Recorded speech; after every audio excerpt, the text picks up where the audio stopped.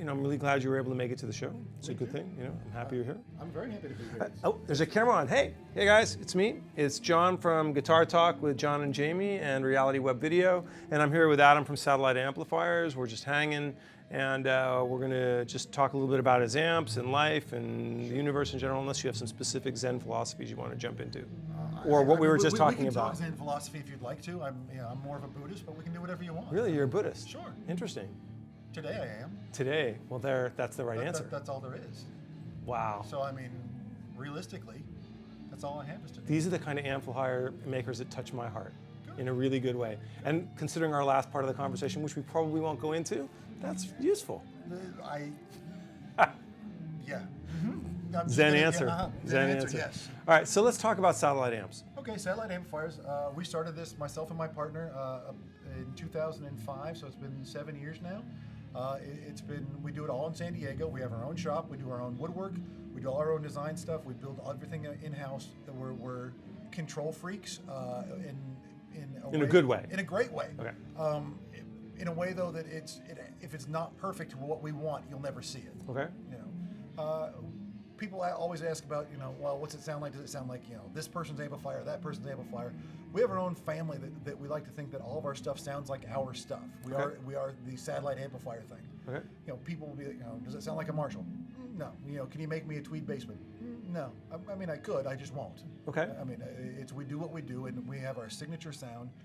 We have a variety of amplifiers. If you don't mind me giving you the quick whirlwind tour around the room. We'll look at everything. We'll look at as much stuff as I brought. We'll look at what's possible in this moment. We will. And right here is my favorite of all of the things that it is. This is the Atom amplifier. I named it after myself.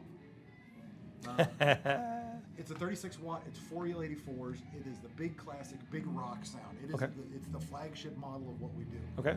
It was the second model we ever did, and the snakeskin covering is a new thing. This is the only. Do you get boots that come with it if I buy the amp? I'll make you pants. You'll make me pants? Yeah. Ah, man, I want one of these. But I have to glue them on. Wait, the pants or the amp? The pants. Wait, okay. This stuff has to be glued on. This. Okay. It takes the hair off too. Okay. So, as we go around the room, this is the white amplifier, which was, as a quick story, Forrest White was the guy that actually was Leo Fender's right-hand man at the production plant at Fender. And Leo did it as a tribute to Forrest, and he didn't tell him. He made lap steels and amplifier sets that were kind of a student giveaway thing. Not exactly sure of the whole story, but I like to fill it in as best as I can. Okay. I love these amplifiers. It's my favorite amp that Fender ever made. We have 11 real examples, vintage examples, and we decided to remake them. So we went, we had Mercury Magnetics unwind some of the transformers and then rewrap them back up to find out the magic in that. We actually found out the original people that made the original nameplates for them. We found the original people that made the original cloth-covered wire that was the correct wire. I mean, we went as hardcore as we could. I love this amplifier. I love all my amplifiers. Okay. The one right over my shoulder here is the Hellion. It's a pair of 5881s. It's a tweedier, bluesier sounding amplifier. It's probably the least aggressive of all we do, which doesn't say much because a lot of our stuff, it tends to be more aggressive. Okay. The Neutron is this other snakeskin covered one right here. It's the baby brother to the Atom. This was the first one that we actually put out as a production model. This is a 210 version. It's a pair of EL84s, pair of 12AX7s, very British mid-range crunchy rock sound. This little brown guy next to it is the Elmer, pair of 6AQ5s. I'm just curious, just checking in on this FUD? Actually, no. Elmer was my great-grandfather. I'm sorry, but I just wanted to check in. That's good. There's not a whole lot. Nobody names their kids Elmer anymore. I would imagine. There's a lot of great names that nobody uses. And I have 2 kids, and part of this was like, naming your kids.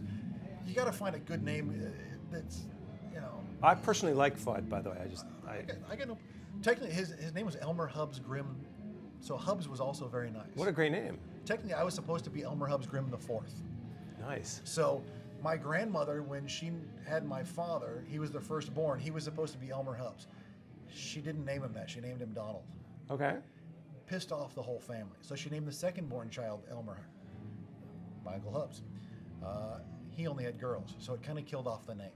But the line has continued on. So I'm continuing it on by using the Elmer name. Very nice. All of these things are named after somebody or something personal to me. There's a relationship there. The Atom, me. Okay. The Neutron, my wife's name is Gina. My partner calls her Neutrogena. Okay. It's his nickname for her, so it became the Neutron, and that was the first amplifier. Okay. So you're personally, there's an investment in each one of these amps and designs for you. Oh yeah. A character that goes with them. There's, for some reason, there's at least a story of some sort somehow going around with it. There's one that's behind you that looks like the rest of them, but it's black. It's called the Mud Shark. It was a friend of mine actually had done it. We were driving out to the Austin Amp Show, and we realized that we had a new amplifier. I'm like, we don't have a name for it. And out of the back seat, my friend Josh, who's in this band called Cattle Decapitation, he's kind of our fifth unpaid employee. I love Josh. I wish he was here. Vegan deathcore, just awesome stuff. I'm sorry, say that again. I think it's vegetarian, not actually vegan. Okay. Cattle Decapitation is an amazing band. Look them up. Okay. And he's like, Mud Shark. And my partner and I both go, you mean like Zappa Mud Shark? He's like, yep. Went,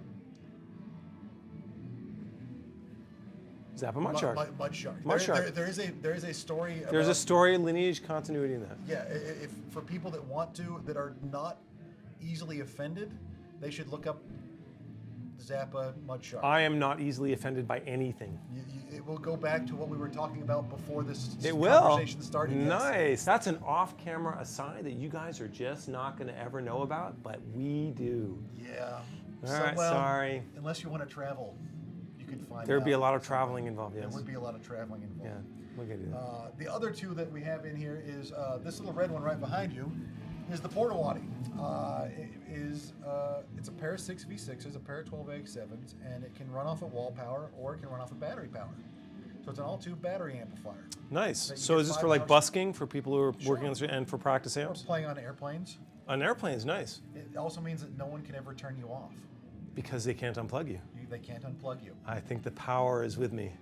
See I love this going? idea. There's a lot of this in all of our amplifiers. There's just like. Wait, are we going to blur that gesture? Because if we're going to blur that gesture, I want to participate. Yeah, that's just we're participating in that gesture. There's our catalog over there. There's a wonderful gentleman named Dennis Casey. He's a band called Flogging Molly, and his quote is basically that playing a satellite amplifier is like waving a giant middle finger to everybody. So playing one of these amps is like waving a giant blurry can because we're on video.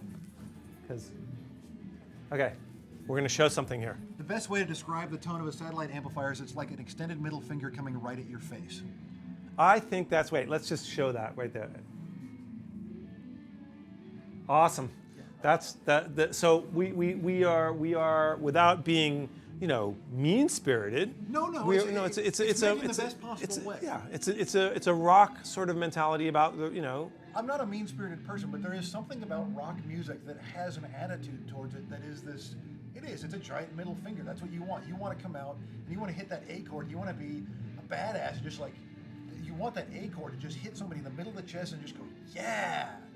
There's certain songs. You talk about quintessential rock songs and all this stuff. You talk about when ZZ Top comes, when Lagrange hits on the radio, and it's like you just hear that just opening, like, yep, yeah, that's badass. I want that. Okay, so if I were thinking about this amp, I'm thinking of a badass middle finger. Yes, a badass middle finger. But that's what you think of it, and it goes into a lot of my. It's not that I wave my middle finger all over life, but I want to have these experiences in life that they're rich, they're full, and they're like, I want to go. Yeah, I want to that was the best freaking taco I've ever had in my entire life. That one, and then the next one I want to have is I want it to be even better. I want when you put on, there's a feeling when you put on clean socks. It's like a brand new pair of fresh socks. Your feet are like, yeah, that's really fresh nice. Socks, middle finger, and Thailand, which we can't really go into in Thailand, but So basically, folks, we have a gentleman who's extremely invested in your experience of when you play. So when you're playing one of his amps, be thinking middle fingers, okay? Right. Just check that out. Just be thinking, being whatever it is that you're doing the absolute best and having the absolute best. Have the most joy you possibly can in life. Joy is an often overlooked thing in this world. I agree with you. And everybody should be striving to have moments of joy. You should have experiences where, if nobody buys any of my amplifiers at these shows, we don't come here as a sales pitch. I'm not trying to, actually half of these amplifiers aren't coming back with us. They're already actually sold and they're going to be gone. Good for you. But it doesn't always happen that way. Sometimes you get lucky, sometimes you do good, sometimes people are buying, sometimes they aren't. It depends on the economy and all that crap and who's in office and whatever anybody wants to blame on any of that stuff. we come here though is to try and show off what we do and to say this is who we are. Okay. If you want to know what we do, here's an opportunity to try these amplifiers out. You can talk to me. You can listen to my spiel about whatever it is that I feel like talking about. And I have a tendency to ramble. Sorry. No, I'm not feeling that. But I feel clearly communicated like 3 to. hours, okay? Well, if we were talking for 3 hours, that might be a different thing. But right now, I feel really like you're saying what needs to be said. But I want people to walk out of here, and even if they never buy one of my amplifiers, they'll remember me. And they'll remember what we do because we do what we do best. Great. I've had people last year, one of the things that we brought was a fireplace amplifier, which was this, we got this 70s hi-fi it has a bar that opens up, that lights up, this fake artificial fireplace. We ripped the stereo guts out and we put one of these Neutron amplifiers in it and 4 10s in it. So we had the fireplace amplifier. I have people coming in here, I've had 4 people come in like, the fireplace amp, where's the fireplace? I didn't bring the fireplace. That was the stick from last year. It was a great sounding, so I got to bring the fireplace next year. And well, for me this year, you've actually transformed for me the vision of a happy middle finger. See, permanently transferred. So whenever someone flips me off on the 405 freeway in LA, I'll think of you. Yeah, you should. You really should. It should be used much more in a humane manner than people get offended. I'm joking a little bit, but I actually think that the idea of an amp that expresses joy with a big sense of passion and a big sort of in-your-face attitude is a great idea for a guitar amp. So thanks for being at the 2012 LA Amp Show. Thank you. Really appreciate it. We're here with Satellite Amps. This is John March from Guitar Talk with John and Jamie. We're here with Reality Web Video. Thanks for being here with us. Keep your minds on the road and don't be thinking about what we just talked about unless you're really sure you're happy about it. Yay, hookers. Yeah. Oh, yay, hookers.